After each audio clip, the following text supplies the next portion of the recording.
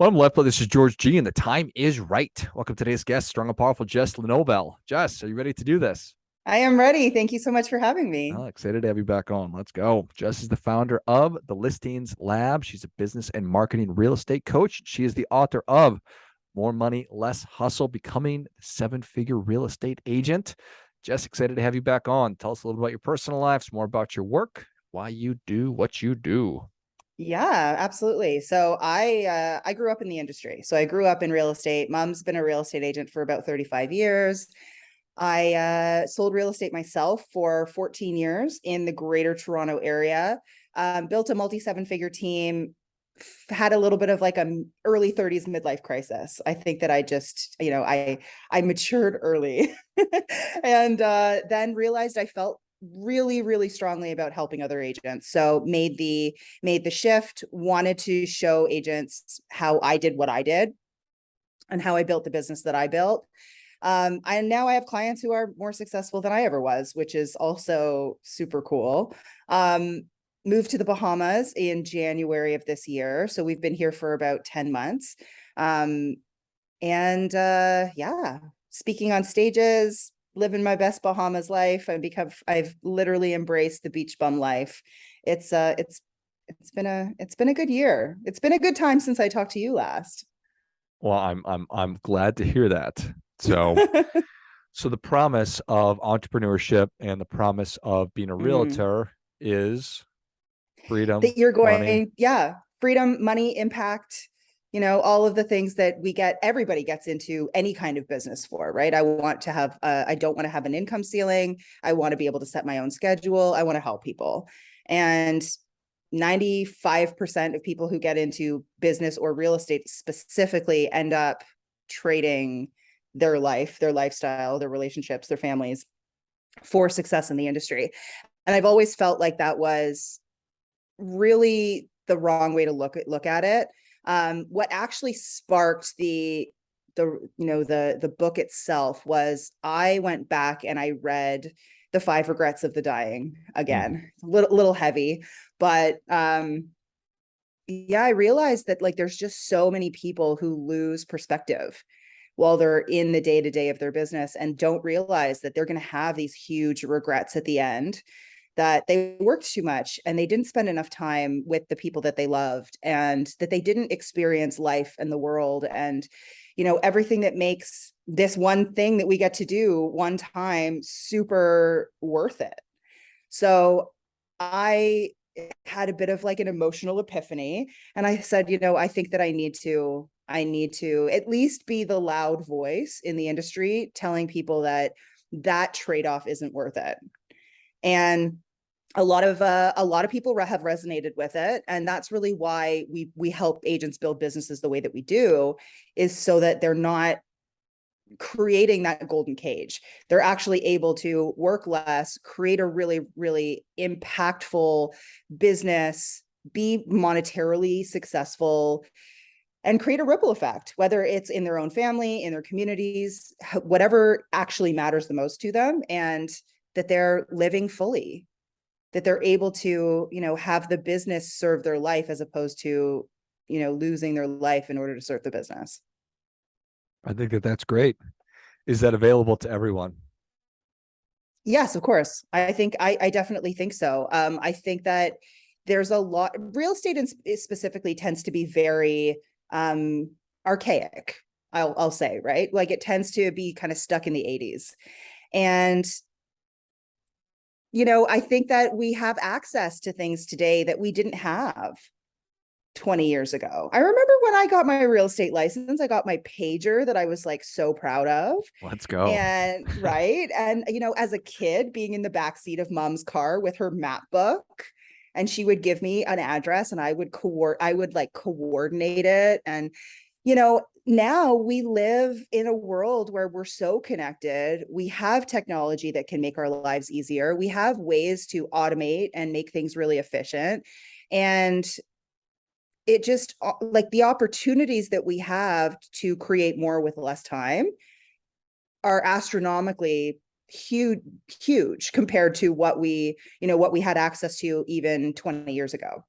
So I think that the fact that so many people in real estate are still operating as though it's 85, I was born in 84. So, I think that, what we had access to back then versus now, like it's crazy.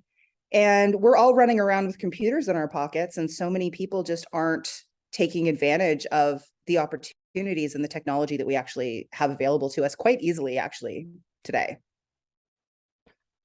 How do you think about, and do you think about and are you concerned about, I'm sure your students are, losing the personal touch by Mm. incorporating too much tech? For sure. And I'm a really big believer that tech actually makes the personal stuff tighter, because when human beings are doing things that a piece of tech can do, that's not a human side of things, right? So I believe it does is it frees up time and energy and bandwidth for you to actually connect with human beings, to actually have the time and the attention and the brain space to pay better attention to the people who you're actually face to face with, or actually on a phone call with, and that you're not wasting time pushing buttons. And so I love technology because I think it frees up so much of that time, and it allows us to create consistency, which builds trust and makes people feel safe without a human having to be responsible for remembering. I mean, there's no human being on the planet that is consistent 100% of the time. And there's also, and I say this to people a lot, like no one is motivated every single day. And so a lot of the time we put so much pressure on ourselves, especially in real estate. There's so much pressure to be motivated every day and be consistent every day. And the technology side of it can take that pressure off of us so that the human side of us is actually taken care of, right? I have so many people who are like, "Oh, I have COVID and I'm trying to get this like marketing piece out." And I'm like, "Why is this happening?" Like this is purely because the back end systems and automations in your business are not tight. And if they were, you have the space and the freedom to have a bad day. And everything keeps moving and keeps rolling, whether or not you are pushing the button or not. That makes a ton of sense. Consistency, motivation, combine that with some pressure, shake it up, and you have a recipe for things not running sustainably. And burnout. I think that there's just so many burnt out, anxious human beings out there right now. And not everybody wants to move to the beach. And I think that, being able to create no matter what business you're in or where you are, or, what your service delivery looks like, it can't be at the expense of your mental health, because it's also not sustainable. Right. I think most people can burn the candle at both ends for a period of time, but eventually you're going to feel empty and burnt out and anxious, and you're not going to be able to, you will become the bottleneck of the business one way or another. And so if you don't pay attention to your systems, the standard operating procedures, the unsexy business stuff, then what ends up happening is the business either stalls or it actually ends up dropping off. And I see this so often where agents will say, like, I just got so burnt out. I took 6 months off. And so I feel like I'm starting from scratch again. And then they perpetuate the cycle again, where they're like, okay, I took 6 months off. I feel better. And now I'm going to hustle and grind and do the same things that didn't serve me before. I'm going to just do it again. Right. So it becomes this cycle of unhealthy, basically just unhealthy behavior in order to make money. And so a lot of this comes down to, how do we get you to where you want to go from a financial standpoint or a business success standpoint, and make it sustainable, make it easier, make it efficient, make it leveraged, so that every single person in the business, and I don't mean, like, when I say leverage, I think a lot of people start to think, okay, but then I have to take advantage of people on my team, or I have to take advantage of people, that I'm hiring. And that's not right for anybody. So how do we create efficiencies? I mean, almost every single person on my team has a VA, right? And the VAs are taken care of, and my teammate members are taken care of, and no one is overworked. And if someone is getting to a point where they're feeling overworked, they raise their hand and they say, I need help, right? And so that is what actually creates longevity and long-term success, is when everybody's basic human needs are being taken care of on a regular basis. Yeah, that makes a ton of sense. And I can see how it'd be easy to fall into that trap just because. And And I've done it definitely. The first time I remember, and I've talked about this a lot, the first time I hit 7 figures in real estate, when I was selling real estate, I did it as a single agent with no team. It was probably one of the worst times of my life. My phone would ring. Everyone's like, she's so successful. Look at her numbers. And it, like, the reality of my life was that my phone would ring and I would cry. And I would hand my phone to my husband and say, I need you to answer it. I cannot talk to another human being today. what do I say? Just say anything. Say hello. Just take a message, say hi, tell them I don't know, tell them I'm busy. It was horrible. And I think that so many people wait until that moment before they actually ask for help, or they actually build efficiency, or, they actually bring people on for support. I was doing everything. I was doing paperwork. I was doing phone call. I was doing the $10 an hour tasks, and I was doing the $1,000 an hour tasks. And so I didn't have any space left for me. So you said people would look and say, she's so successful. Mm, And that's outside looking in. Is that the starting point? Is just figuring out what success looks like? yeah. I think everybody, there's not one way to be successful, and success looks different for every single person. And the mistake that I made initially, and that I see so many other people make, is that they're only really looking 90 days ahead, right? You're so in the business that you're not even building something particularly intentionally. So I always say, and in my book, the very last chapter of the book is vision. What are you building? Where are you going to be in 5-10 years? And once you're really clear on that, you're clear on, like, the ultimate, and it can't just be numbers, because money comes and goes, right? It has to be like, what does your day-to-day look like? What's your ideal calendar? Where are you living? What are the experiences that you're having? And then from there, we get to figure out how the business ties into it, or makes the business becomes the vehicle to that life. And then we can reverse engineer it. And that is, I think, one of the most frustrating parts about most businesses, but especially real estate, is that people are only making like 1 year goals, or they're making 90-day increments in terms of planning. And then you end up 5 years later and you think, how did I get here? This isn't what I wanted. But if you're only focused on 90 days, then you're always going to be focused on the immediate fires in the business. You're never actually going to be building towards an ultimate vision of what you want. And it's very easy to get shiny object syndrome, because you're not actually making decisions based on where you want to be ultimately. And so I'm a really big believer, if you know where you want to be in 5-10 years, then every single decision you make, every single thing that you put in place, is either getting you closer to that or it's not. And it's so much easier to make decisions. It's so much easier to focus and put things into perspective, and ultimately end up where you want to be, as opposed to, 5 years down the road thinking, I don't want this. Makes it, I think it's,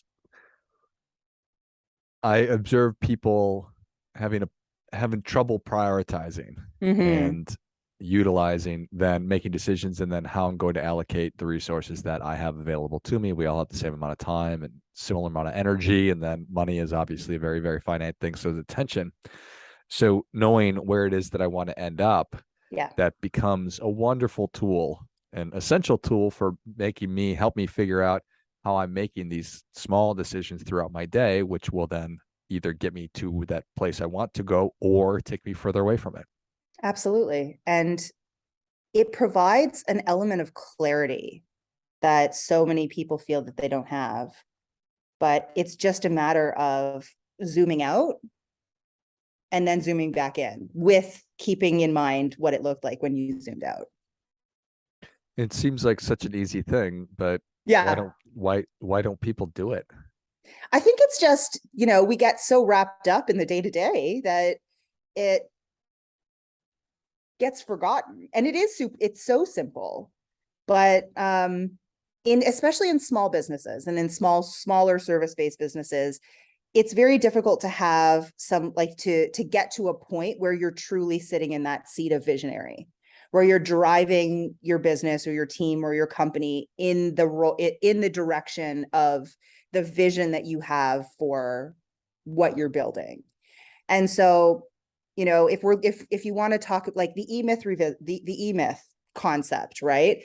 It's still so relevant today. I mean, some of the examples are a little bit outdated, but it's still so relevant because people in small businesses, for the most part, or service-based businesses like real estate, they're wearing all the hats.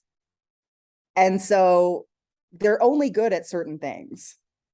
No one is good at everything. And so what they're not doing is they're not making the space or the time to delegate times for each hat. They're literally just throwing hats on and off all day.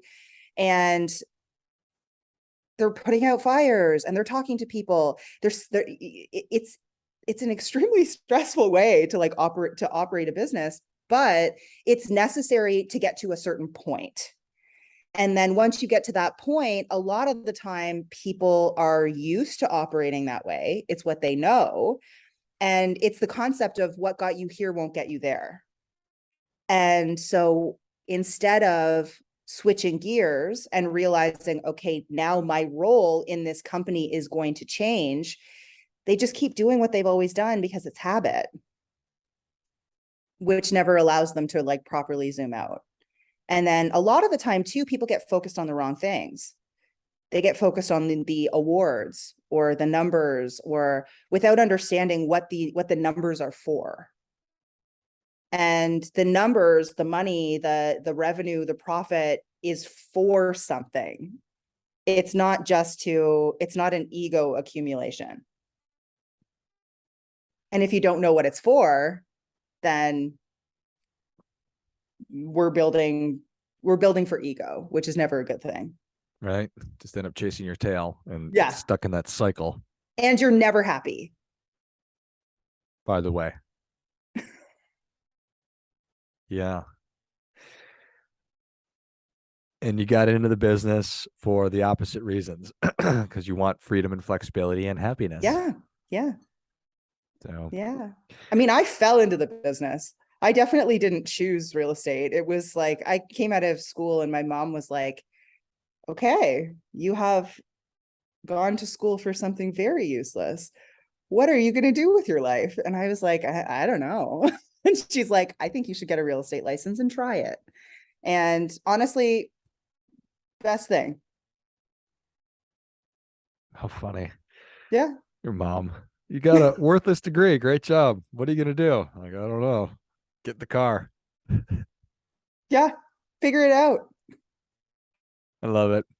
Well, Jess, thank you so much for coming back on. Where can people learn more about you? How can they engage? And where can they get a copy of More Money, Less Hustle? Thank you. Yeah. So book is available on Amazon. Super easy. You can just type in More Money, Less Hustle. Best place to connect with me, probably Instagram. My handle is just at Jess Lenouvel. And yeah, I'm active on it every day. Excellent.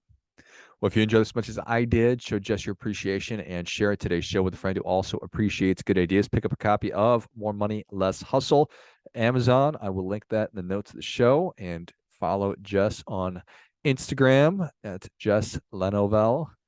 I think I got it that time. Maybe not. You did. That was good. Okay, nice. And I will link that in the notes of the show as well. Thanks again, Jess. Thank you. And until next time, remember, do your part by doing your best.